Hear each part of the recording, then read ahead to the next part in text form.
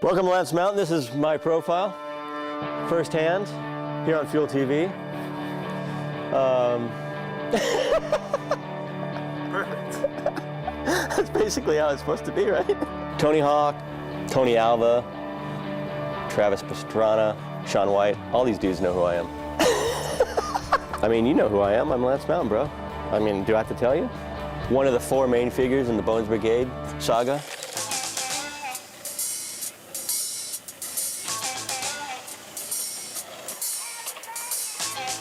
Start over.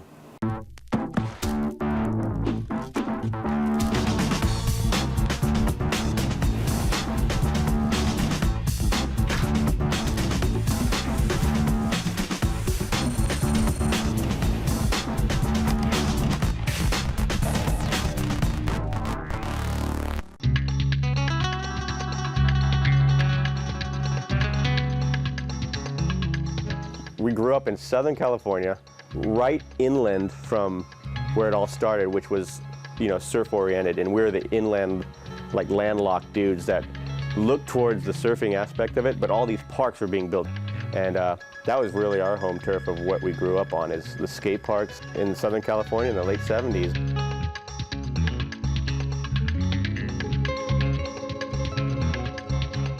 I've been skating since 1975. I started when I was 10, 5th grade. And I just feel that I've been blessed to be involved and actually be a professional for almost 30 years now. And this is my first hand, and I'm gonna expose myself to you. No, I'm not. I gotta try to say.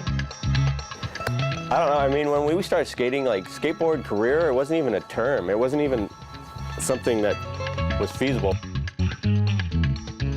And boom, all of a sudden we saw these guys that were getting their names on boards, winning contests, and getting awesome photos in the mags, and it was very influential. That's what we wanted to do. We wanted to get air or whatever we saw them doing. I knew from a young age, like, I wish I could do this the rest of my life.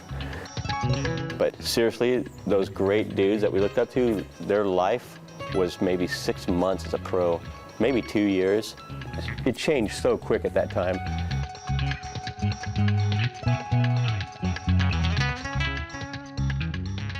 We were kind of younger, and the group of guys that I grew up, we were like 3rd generation skate park guys. And we were really the first guys that had the opportunity or the right place or time to be able to make a full like living at it and sustain it over a period of time. And we were just right place, right time to be able to do that.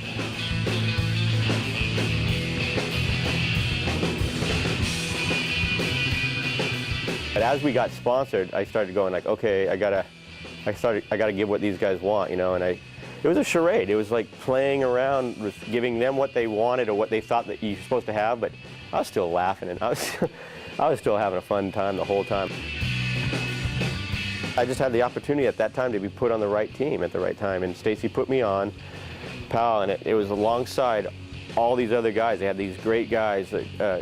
Rodney Mullen was the best at freestyle. Steve Cavallero was the best professional vertical skater.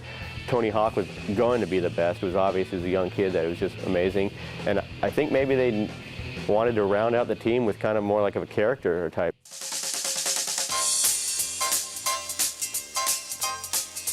That was just, it really changed things for me. I got on Powell, and I was married. And I had a, you know, I thought of like, okay, here's messing around, goofing around, I'm playing around, but I'm married. Like, I have responsibilities, and like just the love for my family and son, and take care of that, and put my son through school and everything. I was like, here's messing around skating, and here's what I got to do seriously to like pay the bills, to be honest. And I was like, man, I better like actually win one of these contests or try, or, you know, like I kind of articulated how to put this together to make it work for me. And so, seriously, out of the necessity of not being the best in the world, I just did what I could do. I think that's what gave me the opportunity and the place, and also like the knowledge for when skateboarding died in the 90s and just caved in for all of us, that I could stay involved and really like figure out how to do and what to do next, you know. And I started my own skateboard company, and I mean, still tried to stay relevant, still get photos in the magazines, be in videos. I just stayed involved as much as I could.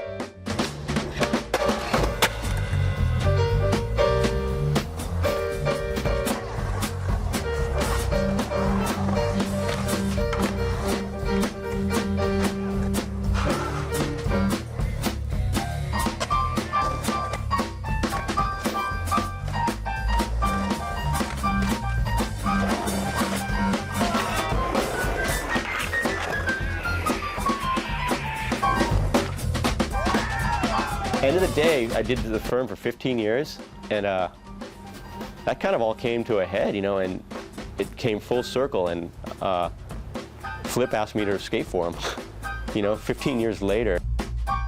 So that leads us to today, to where it's like, that's what I do. Like, still just a professional skateboarder for somebody and trying to film a video part and mess around and have fun, do artwork, work on skate parks, meet old friends, skate backyard pools. That's what I do, and this is my first hand.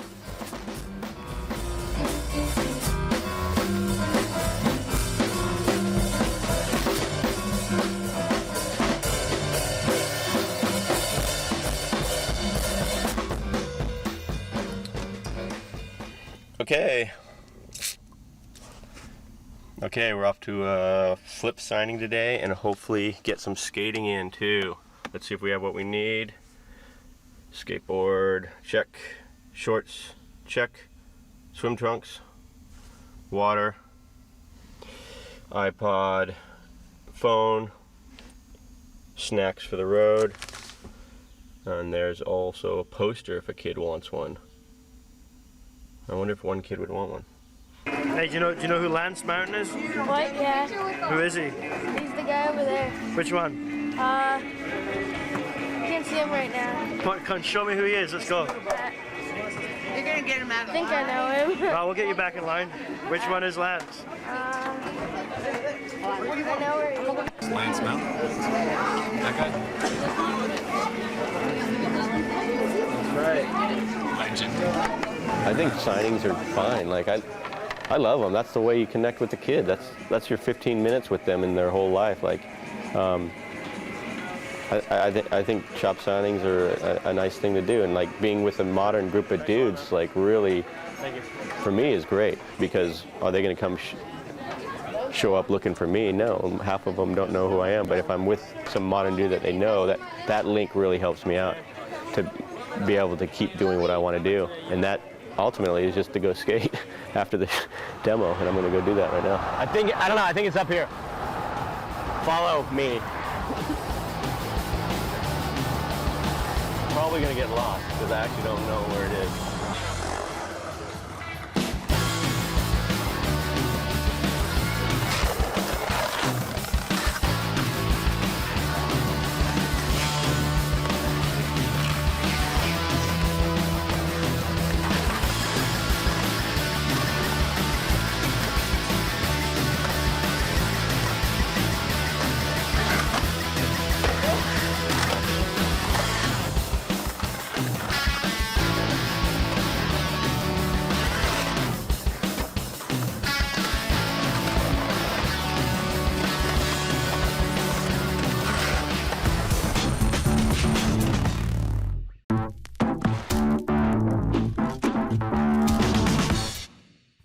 Do you know what? Art has always gone with skateboarding to me. You made your own skateboards, you drew on them. It's always been linked to that. Like, you know, I've always drawn stuff. I've drawn graphics. I did some of my own graphics. I did the original idea for the Veriflex one, and they redrew it. I did some of my first PAL boards. I did this little Suicidal Tendencies thing that's been shirts. So I've kind of always done stuff here and there just for fun. So, trying to get this art done for this Alva show. And I can give you the history on the story here if you want. One of the awesomest photos ever. So I did kind of like a Doughboy version of that picture right there with the caption on it. The caption is, if kids are trying to copy me, they better be ready to suffer the consequences. It's Alva. Frontside air at Gonzalez Pool in the fire. This other one goes with it. This is a photo of me back at that time. Definitely trying to be an Alva clone. Thanks, Tony Alva. Yeah, no, I've done art shows and stuff since, I think the very first art show I did was in '91, and showed a bunch of pieces and sold some stuff then, and I've kept it kind of, it's just whatever. To me, it's what I'm going to do anyways, whether people like it or not, or whether people see it or not. But I think the whole art thing has kind of gotten to the place where a lot of people have art shows and stuff now, and I've done a few and done the ones that I think are interesting. I got an invite to do the one at Alva show. Of course I'm going to do that. It's Alva.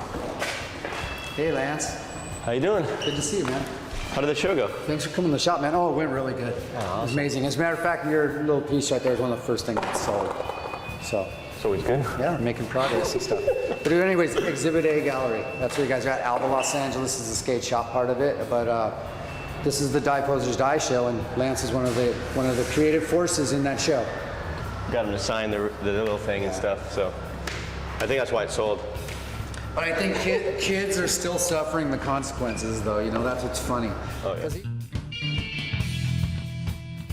This is the one that we were talking about earlier, but it's where you're totally like doing the Dogtown thing, you know, with the number 1 and everything. It's just so cool because, you know, I had no idea when I was a kid that it was really that big of an influence to even kids in Southern California, let alone all over the world. And this was a thing that a lot of kids were doing at that time. So my influence as a skateboarder that even lives today in skateboarding, it kind of pertains to like everybody's art and everything too. It's not really, I didn't create it, everybody created their own thing, but definitely I was probably one of the first kids to do something like that, actually just fly off the ramp, get in air, throw in like, you know, this crazy like I'm number 1 salute, you know, wear the fedoras that we bought at like thrift stores that were old men that had probably croaked, you know, with their hats on, and here we are wearing them out on the streets thinking we're little cholos, you know. Kids wanted what we had. So they were willing to go out and, like I said, suffer the consequences. And what it comes around to is it comes around to why we're skateboarders. Because it's fun. So I'm really glad that you came and that we could, like, you know, just talk about like where all of this came from. Thanks so much, man. Yeah, man, it's my pleasure. It's amazing. When we were kids, it was always a dream to be able to have a pool in your backyard, and most of us didn't. So we always built ramps. I had a ramp in my backyard from '79 till 91, and just recently, last year, Flip paid for this pool to be built in the backyard so I can film a video part for them. And Kurt and Ewan, actually the filmers, are gonna come by today, and gonna have to get to work. Try to land something today. Get that stuff cleaned up quickly. Get it quickly cleaned up here. What's Lance's motivation? A couple of grilled tacos or some ice cream. Yeah.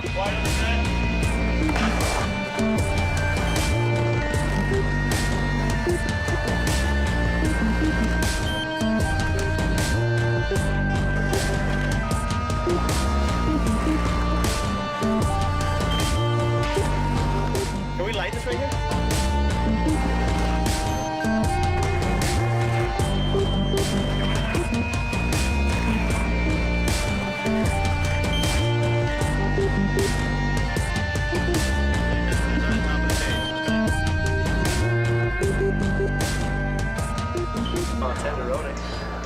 Kind of really haven't, like, we're not showing anything until the video comes out. Just photos. Yeah, well, I wasn't doing that. I wasn't going to show photos or nothing, but I broke my arm. And when I broke my arm, I couldn't skate for 9 months. This is actually the shot right when I broke my arm. So I broke this arm right here. Hung up, and here's the X-ray what it looks like. And here's what it looks like now. Let me put this rod down in it. That was in September. This is just barely starting to grow. It's not even healed still right now. This was like last week. But you don't need an arm to skate.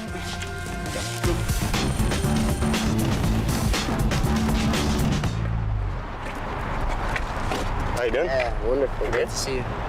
Did you just get here? Yeah, a few seconds ago, man. Just Cool. admiring your work here. Not mine, California skate parks. A bunch of people. Huh? I'm just. We're at the Nike park that was built basically with Paul Rodriguez in mind.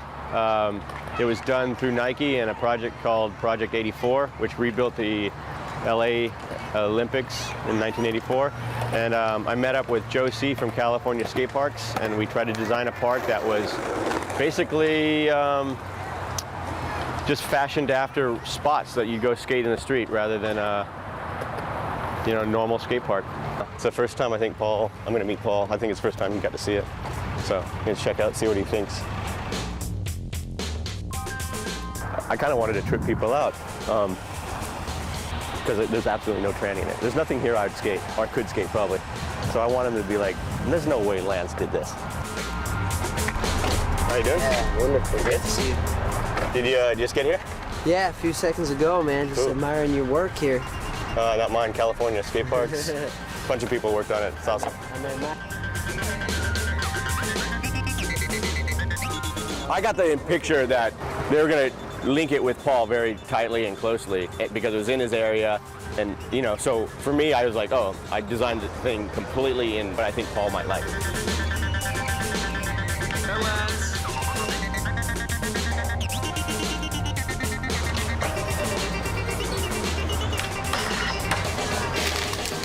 First ride, first rail, first try. Must be difficult. Oh, Ice Cream Man's here. Sweet. And how's the first rail feel? feels really good, man. Feel like old times? Feels like old times, hybrided with the new times.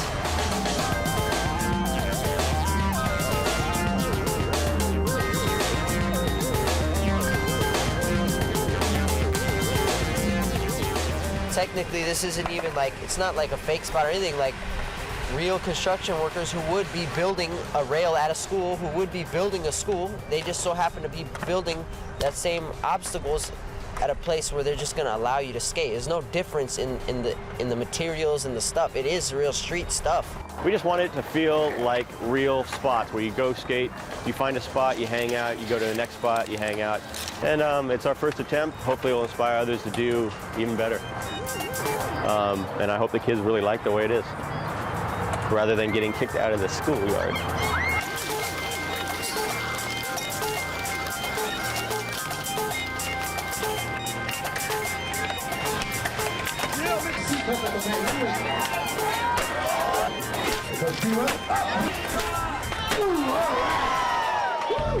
Right now, I didn't skate for 9 months because of my broken arm. So, but right now, I've been skating every other day, pretty much, 3-4 hours a day. I've been skating a lot lately. That's it. You know, I skate all the time.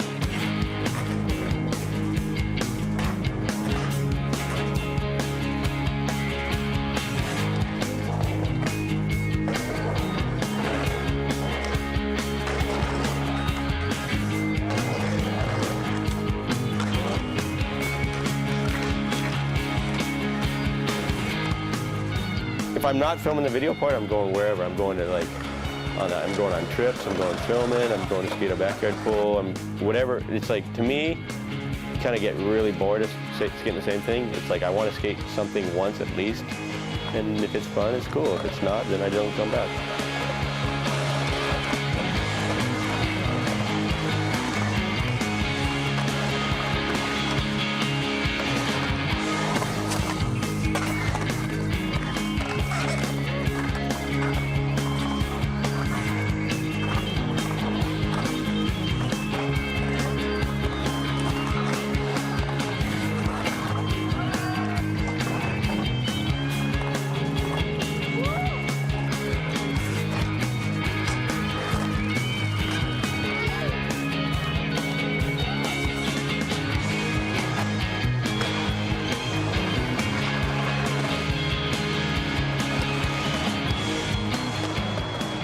Now that I'm free in this last 2.5 years, I skate all the time. I've been hurt so injured this much. That's because I've been skating. So I skate. The question, simple answer, is I skate pretty much every other day.